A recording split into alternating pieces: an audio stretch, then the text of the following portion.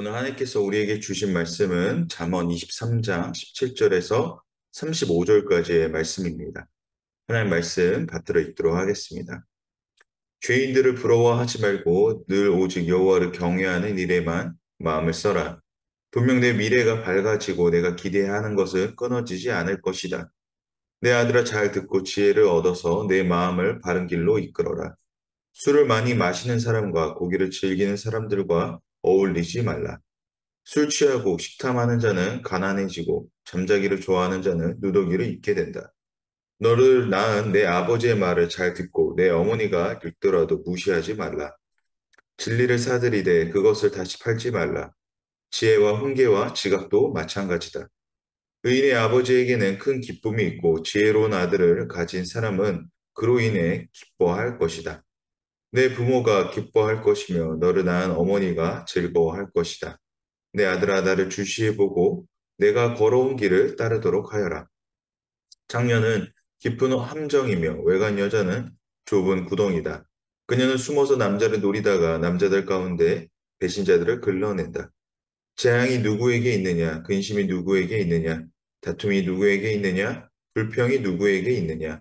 원인 모를 상처가 누구에게 있느냐? 충혈된 눈이 누구에게 있느냐?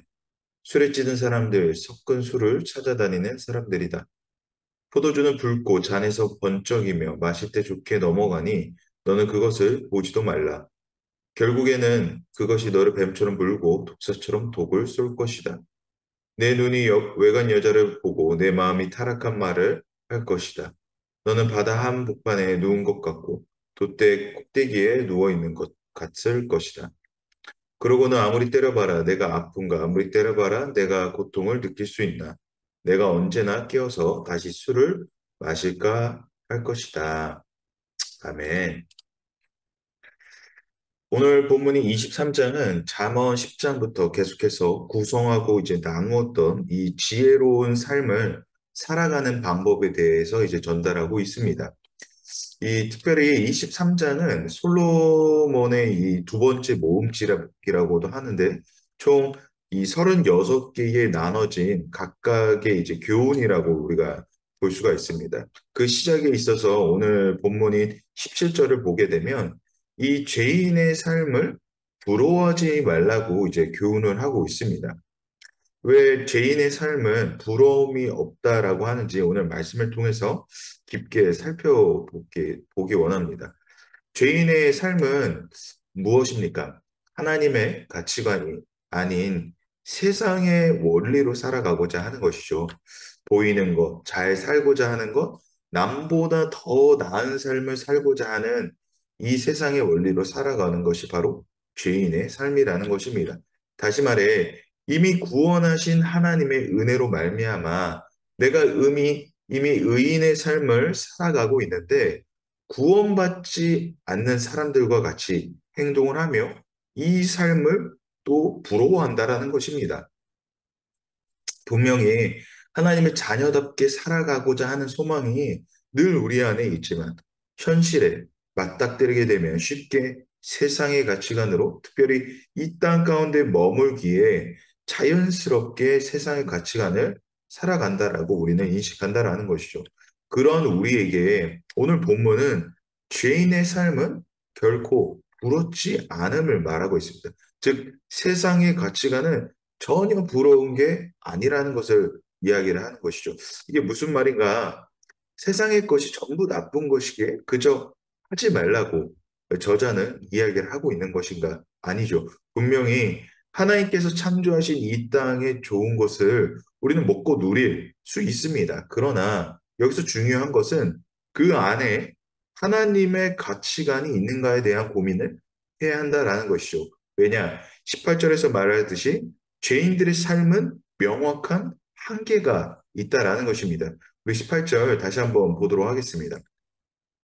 분명 내 미래가 밝아지고 내가 기대하는 것은 끊어지지 않을 것이다 라고 이야기하고 있습니다. 다시 말해, 세상의 가치관을 따라가는 이 인생이 마치 미래가 밝아 보이는 것처럼 보이지만 결코 밝지 않은 길을 가는 것이며, 또 세상이 말하는 기대 또한 그저 내가 잘하면 잘 될 것이라는 어떠한 속삭임으로 우리를 올무로 오히려 빠뜨린다라는 것입니다. 다시 말해 세상의 가치관은 곧 빛이라고 이야기를 하지만 이렇게 하면 빛이야라고 우리에게 속삭이지만 결국 어둠의 길로 가는 길임을 우리가 알 수가 있는 것이죠.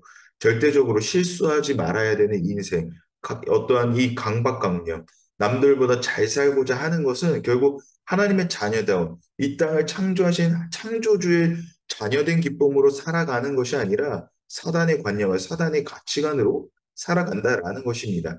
세상에 말하는 잘 사는 것이 무엇입니까? 정말 내 미래가 그렇게 살아감으로 인해서 정말 내 미래가 밝아지는 것을 우리 스스로가 그렇게 노력함으로 이뤄갈 수가 있는가? 때때로 다가온 이 어려움 속에 오늘 우리는 어떻게 반응을 해야 되는가? 그런 고민들이 늘 된다라는 것이죠. 오늘 본문이 정말 우리에게 그런 의미에서 큰 위로와 평안을 주는 것은 주님이 우리의 기대가 된다라는 것입니다. 이게 무슨 말입니까? 창조주 하나님께서 나의 삶을 다스리시고 인도하시는 이 모든 것들이 우리의 어떠한 실패와 좌절로 인하여서 결과로서 반영되는 것이 아니라 하나님께서 이루시고 만드시는 그 과정 속에 우리를 그저 의인이라 하나님의 자녀라 하셨다라는 것이 바로 오늘 본문의 핵심인 것이죠. 주님이 우리의 기대가 된다라는 것이 핵심이라는 것입니다. 삶의 문제, 앞으로의 모든 미래적 의구심이 주님이 우리와 함께 하시기에 오늘 우리의 성실이 아무런 가치가 없이 끝나는 것이 아니라 주님을 향한 기대함으로 주님이 완성하시는 그 인생의 길을 살아간다라는 것입니다. 그렇습니다. 19절에서 말하듯이 하나님의 지혜를 얻는 것, 하나님의 음성을 사모하는 것은 오늘 우리의 삶의 가치관에 가장 먼저 두어야 됩니다. 왜 먼저 두어야 됩니까? 하나님이 주신 인생의 삶을 우리가 살아가고 있기 때문에 그렇다라는 것이죠. 세상의 가치관은 세상 중심적 사고관밖에 하지 못합니다. 그러나 하나님의 가치관으로 바라볼 때 우리의 모습은 그저 경건의 모양만 남는 것이 아니라 경건의 내용이 있는 삶을 살아가야 된다라는 것입니다. 이 삶의 가치관이 나를 살게 할 것이며 보이지 않는 우리의 인생길 앞에 빛이 되는 은혜가 될 줄 믿습니다. 작은 것 하나 하나님 앞에 두는 것이 바로 오늘 우리가 이 땅에 살아가는 지혜가 될 줄 믿습니다. 오늘 본문은 그러한 우리의 이 공고한 우리의 삶 가운데서 경계해야 할 이 세 가지 내용을 이제 전달하고 있는데요. 첫째는 술입니다. 20절에서 21절까지를 보면 술을 많이 마시는 사람, 고기를 즐기는 사람과 어울리지 말라고 합니다. 이는 무엇을 말하는 거냐면 이는 탐하는 것에 대한 경계를 말하고 있는 것입니다. 무언가를 탐하는 것, 심지어 먹는 것조차 탐하는 것에 대해서 잠언을 절제하라고 말합니다. 절제는 적당히 하라는 말과는 다른 것입니다. 우리가 배고프지 않아도 시간이 되면 밥을 먹는 것은 사실 지혜로운 행동입니다. 더 시간이 흘러서 극도의 배고픔으로 폭식을 하는 것보다 미리 먹음으로 폭식을 하지 않는 것이 곧 절제하는 것이죠.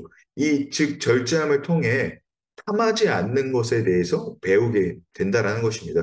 두 번째, 둘째는 부모에 대한 공경입니다. 부모를 공경하는 것은 성경 전체에 자주 강조되어 있습니다. 우리 십계명에서도 그렇게 부모에 대한 공경을 볼 수가 있죠. 왜 성경이 이 부모에 대한 공경을 자주 기록하느냐? 부모가 없었으면 결국 나 또한 없는 것이며, 갓난아이 시절부터 부모가 입히고 먹이지 않았으면 이렇게 성장하는 것이 불가능하다라는 것을 이야기하는 것. 즉, 우리가 육적인 부모를 통해서 배우듯 영적인 우리의 아버지 되시는 하나님으로부터 우리는 공급받아야 살 수 있다라는 것을 이야기를 하고 있는 것입니다. 젖먹이 아이가 어머니의 젖을 공급받지 못하면 어떻게 됩니까? 굶어 죽을 것입니다. 이와 같이 영적인 공급을 주님으로부터 우리가 받지 못한다면 우리는 메마른 땅과 같이 아무런 열매를 맺지 못할 것이며 앞서 말씀드렸던 경건의 모양만 있는 그저 겉무늬만 있는 신앙인으로서 살아가게 될 것입니다.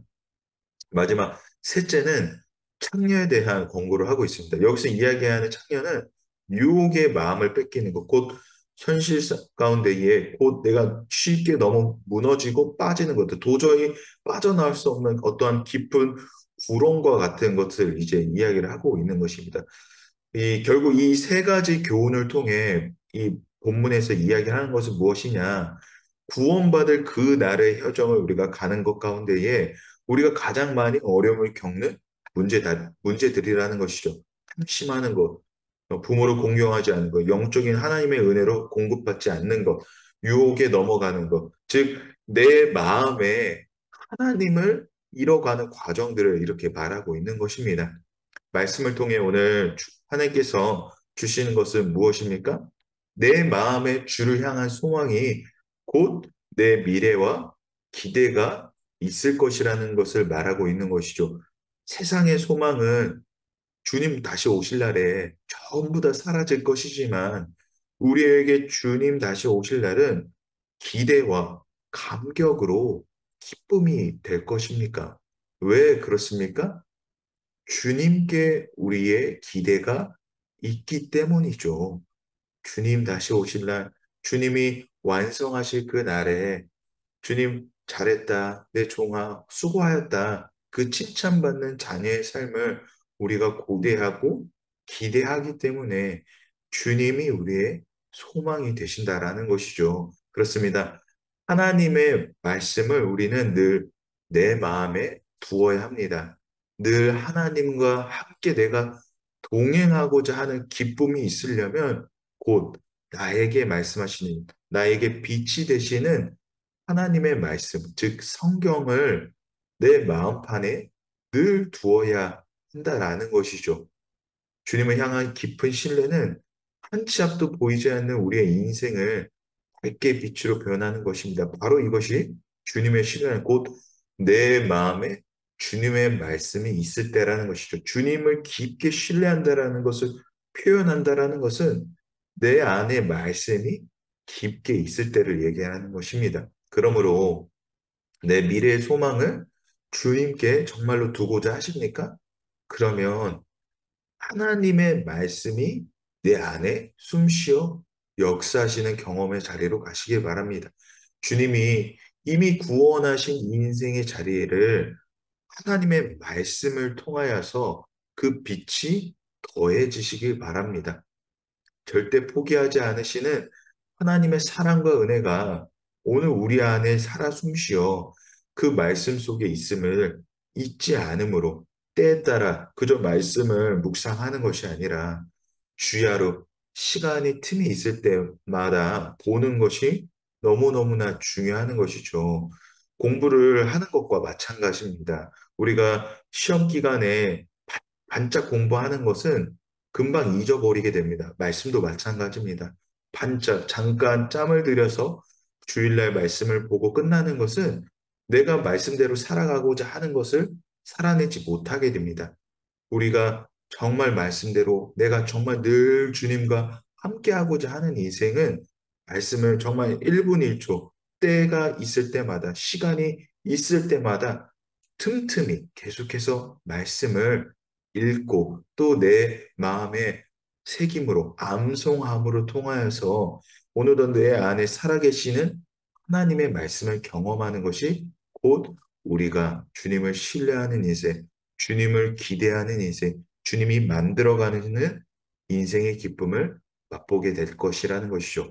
사랑하는 여러분, 오늘도 하나님께서 만드신 인생의 여정을 살아가고자 하십니까? 주님이 우리를 빛으로 부르셨습니다. 그 빛의 여정으로 하나님께서 부르셨습니다. 그 빛 가운데에 내가 주님과 함께 열심히 걸어가고자 하신다면 말씀이 오늘도 우리 안에 살아 숨쉬는 그 은혜의 경험들이 있기를 소망합니다. 말씀을 꼭 읽어가야 됩니다. 나에게 말씀하시는 주님, 나에게 일하시는 주님이 오늘도 우리와 함께 하심을 통하여 놀랍게 우리의 인생을 펼쳐가시고 이루어가시는 하나님의 놀라운 은혜가 오늘도 우리 안에 있게 되기를 주님의 이름으로 축복합니다.